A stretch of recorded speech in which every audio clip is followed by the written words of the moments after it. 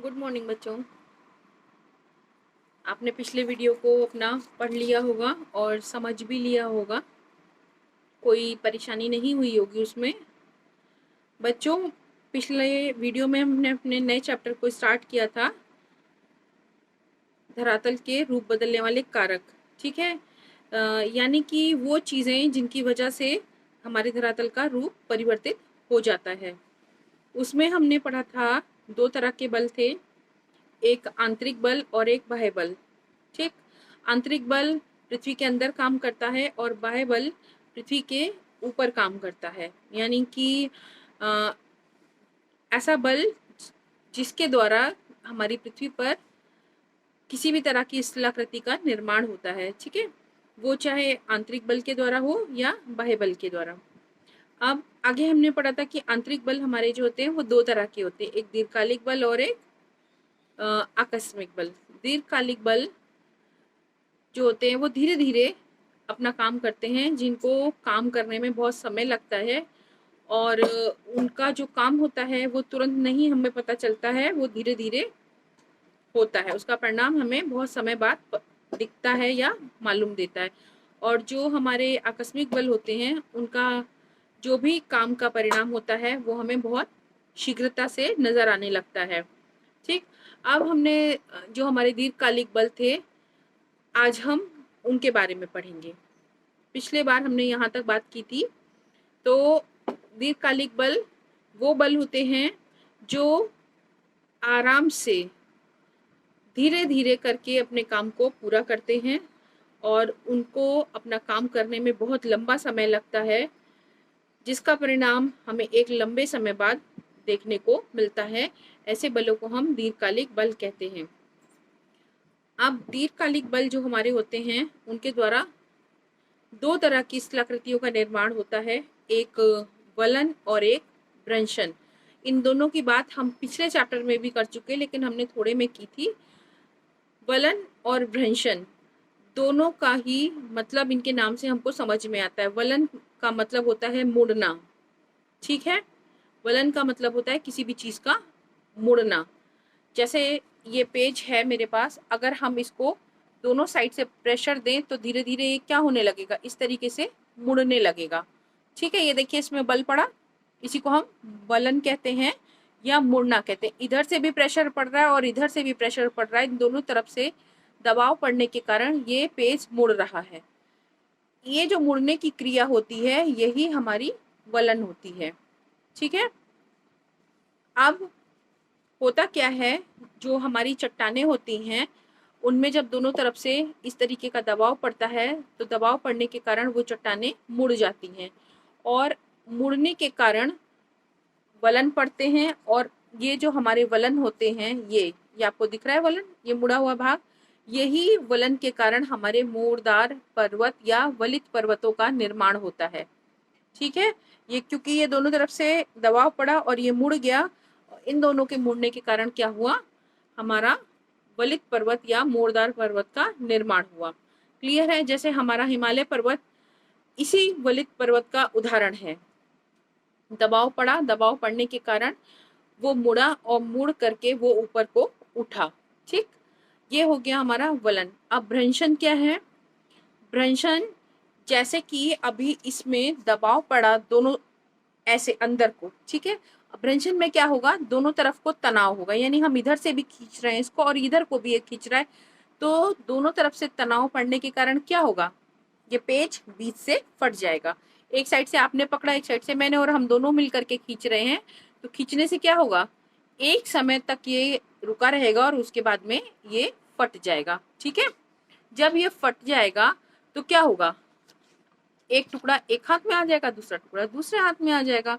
तो इसी तरीके से चट्टानों का है, क्योंकि चट्टानें दो हाथों में नहीं है, तो क्या होता है, चट्टानें जब यहाँ से फट जाती हैं, टूट जाती हैं खींचने के कारण, तो एक हिस्सा ऐसे करके ऊपर और एक हिस्सा ऐसे करके नीचे चला जाता है। ठीक है, एक हिस्सा या तो नीचे की ओर धंस जाता है, एक हिस्सा ऊपर की ओर रह जाता है, या क्या होता है बीच में उनमें खाई बन जाती है और दो हिस्से ऊपर को ऐसे उठ जाते हैं और नीचे वाला हिस्सा इस तरीके से खाई के रूप में बना रहता है। ठीक है, अब ये जो क्रिया है चट्टानों में दोनों तरफ से तनाव पड़ने के कारण जो चट्टानों में दरारें पड़ती हैं, उस दरारों के कारण जो चट्टानें ऊपर नीचे खिसक जाती हैं, इसी को भ्रंश कहते हैं हम। क्लियर है? इसी को हम क्या कहते हैं? भ्रंश कहते हैं।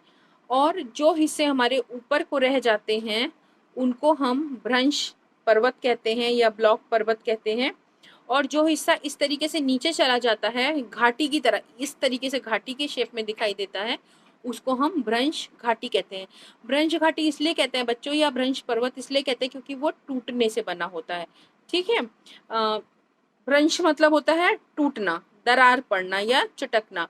अब हमारे यहाँ इसका उदाहरण विंध्याचल और सतपुड़ा पर्वत का है।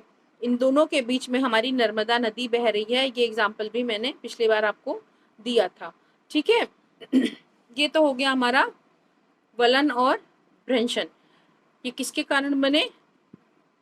दीर्घकालिक बलों के कारण। इनमें धीरे धीरे काम होता है, धीरे धीरे तनाव होकर के चट्टानें दरार के रूप में अलग होती हैं, या फिर धीरे धीरे दबाव पड़ने के कारण चट्टानें वलित हो जाती हैं या मुड़ जाती हैं।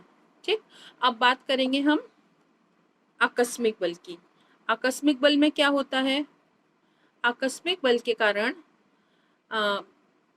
आकस्मिक मतलब बहुत तेजी में होना, अचानक होना। अचानक होने का मतलब कोई भी काम तुरंत हो जाना, हम समझ ही नहीं पाए तब तक कि वो काम हो जाए।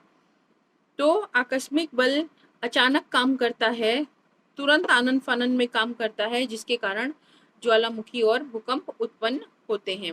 ठीक है, अब आपने दिवाली पर अनार जलते हुए देखा है? अनार तो हम सभी जलाते हैं ना, पटाखा।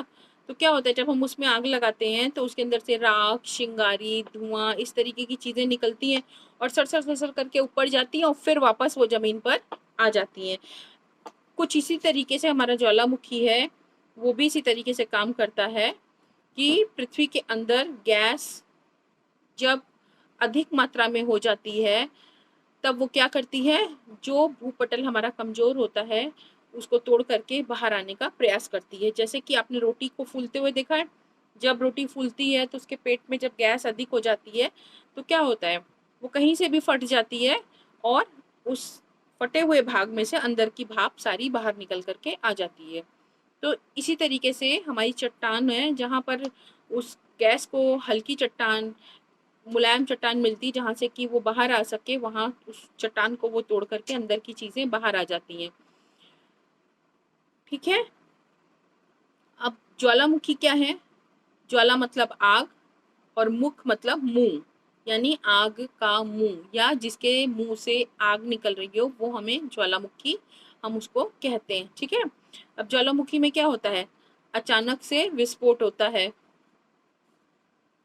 अब ज्वालामुखी का विस्फोट जो होता है, जिस छेद नली के द्वारा बाहर आता है उसको हम क्या कहते हैं, निकास नली कहते हैं। यानी धरातल से अंदर से लेकर के धरातल तक आने पर जो पाइप नुमा जिस भी जगह से वो निकल कर आता है वो निकास नली कहलाती है। ठीक है, और जिस छेद से निकल करके वो बाहर आता है उसको हम क्रेटर या विवर कहते हैं। ठीक, क्या कहते हैं? क्रेटर या विवर। किसको? उस छेद को जहां से अंदर की चीजें, लावा, मैग्मा, ये सब निकल करके धूल राख बाहर आता है। क्लियर है? ये हो गया विवर। और जब ज्वालामुखी अपना काम करना बंद कर देता है, यानी कि वो शांत हो जाता है, जब उसके अंदर कुछ भी नहीं रह जाता है, वो बिल्कुल खत्म हो चुका होता है, तब क्या होता है कि वो जो क्रेटर होता है वो ठंडा होकर के जम जाता है। और जब वो क्रेटर जम जाता है तो उसका मुंह जो होता है ज्वालामुखी का वो बंद हो जाता है। जब वो बंद होता है तो कभी बारिश होती है तो उसमें पानी भर जाता है। ठीक है, इससे एक झील के नुमा आकृति बनती है जिसको हम क्रेटर झील कहते हैं, क्योंकि वो उसके मुंह में पानी भरने से बनती है, इसलिए वो क्या कहलाती है, क्रेटर झील कहलाती है।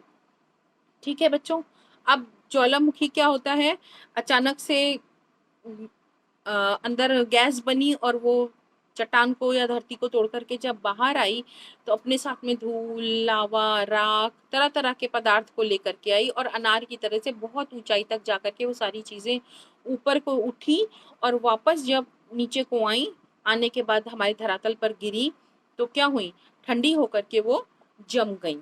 ठीक है। ज्वालामुखी 3 प्रकार के होते हैं बच्चों। पहला ज्वालामुखी हमारा होता है सक्रिय ज्वालामुखी। सक्रिय ज्वालामुखी का मतलब होता है कि ऐसा ज्वालामुखी जो हमेशा क्रियाशील हो। क्रियाशील मीन्स कि हमेशा उसमें से लावा निकलता रहे, ठीक है, वो बंद नहीं हो। ऐसे ज्वालामुखी को हम क्या कहते हैं, सक्रिय ज्वालामुखी कहते हैं। जैसे इसका एग्जाम्पल हमको इटली में मिलेगा, एटना ज्वालामुखी हमारा या स्ट्राम्बोली है। ठीक। दूसरा हमारा ज्वालामुखी जो होता है वो होता है सुषुप्त ज्वालामुखी। सुषुप्त ज्वालामुखी कैसा होता है कि वो फटा, फिर वो शांत हो गया, कुछ दिन शांत रहा, उसके बाद फिर उसमें अचानक से उद्गार हुआ, फिर वो बाहर आया लावा निकल करके और फिर वो शांत हो गया। ठीक। फिर कुछ दिन बाद फटा, फिर शांत हो गया। ऐसे ज्वालामुखी को हम सुषुप्त ज्वालामुखी कहते हैं। जैसे कि जापान का हमारा फ्यूजियामा है। ठीक है, ये हमारा किस चीज का उदाहरण है, सुषुप्त ज्वालामुखी का उदाहरण है। उसके बाद में शांत ज्वालामुखी है। शांत ज्वालामुखी कैसा होता है, अभी मैंने बताया कि जब ज्वालामुखी में से कोई भी उद्गार होना बंद हो जाता है, लावा वगैरह निकलना बंद हो जाता है और ज्वालामुखी शांत हो जाता है, उसका मुंह बंद हो जाता है, तब हम उसको शांत ज्वालामुखी कहते हैं। और ऐसे ज्वालामुखी के मुंह में जब पानी भर जाता है तो पानी भरने के कारण क्या होता है, उसमें क्रेटर झील का निर्माण होता है। ठीक है। और जैसे आपका एग्जाम्पल म्यांमार का पोपा ज्वालामुखी। ठीक है, ये हमारे ज्वालामुखी के प्रकार हो गए हैं। आप इसको अच्छी तरीके से समझ गए होंगे। डायग्राम्स आपके बुक में दिए हुए हैं, एक बार फिर देख लीजिएगा। अगर कोई दिक्कत होती है तो आप मुझसे पूछ सकते हैं बच्चों। ठीक है, आज के लिए इतना ही, इसके आगे का हम नेक्स्ट टाइम करेंगे। होप सो कि आप अपना काम पूरा कर रहे होंगे। क्वेश्चन आंसर मैंने आपको भेजे थे, उनको आप अपनी कॉपी पर कर लीजिएगा। और बच्चों अपने एग्ज़ाम के लिए अपनी सारी पढ़ाई को प्रिपेयर करते रहिएगा, क्योंकि कभी भी आपको एग्ज़ाम के लिए बोला जा सकता है। तो जो भी हम लोग करा दे रहे हैं उसको आप लर्न करते हुए चलिए और रिवीजन करते हुए चलिए। ठीक है, थैंक यू।